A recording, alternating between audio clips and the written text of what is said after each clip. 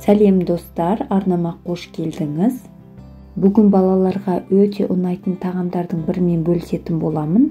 Егер менің арнама тіркелмеген болсаңыз, видео көрмес бұрын төмендегі подписаться батырмасын басып, арнама тіркеліп алыңыз. Ең алдымен қазанымызға май құйып, туралған пияз, чесногымызды саламыз.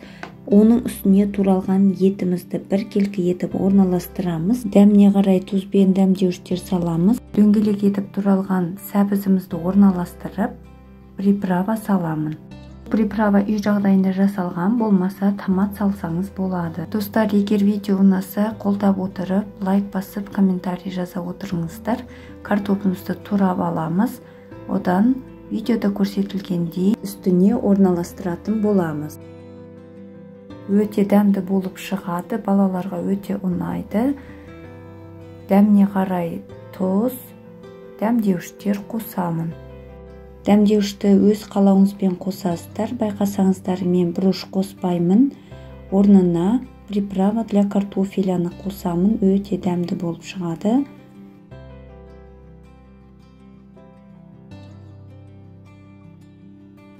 Осының барлығын қазанымызды отқа қоймастан біркелкі етіп орналастырып аламыз. Ең соңда капустаны турап, әдемілеп бетіне орналастыратын боламыз.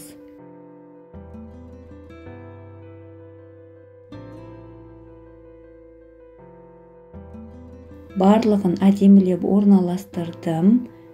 Қазаным бетін жауып, плиткамыздың ең төменгі отына қоямыз. Енді алдын ала дайындап қойған қамырымды жаятын боламын.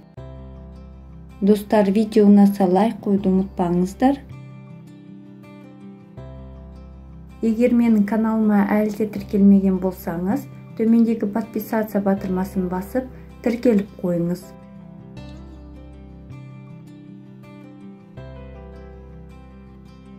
Қамырды біркелкі дөңгелек етіп жайып аламын. Қамырымызды жайып болған соң, қамырымызды түгелдей сұйық маймен майлап аламыз. Видеода көрсетілгендей біркелкі етіп пышақтың көмегімен бөліп аламыз.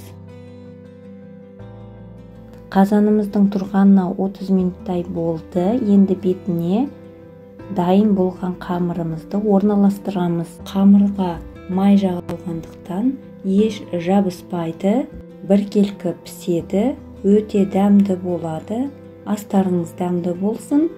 Видеоның соңына дейін көргеніңіз үшін алғысымды білдіремін. Еліміз тыныш, жұртымыз аман болып, келесі видеода кездескенше.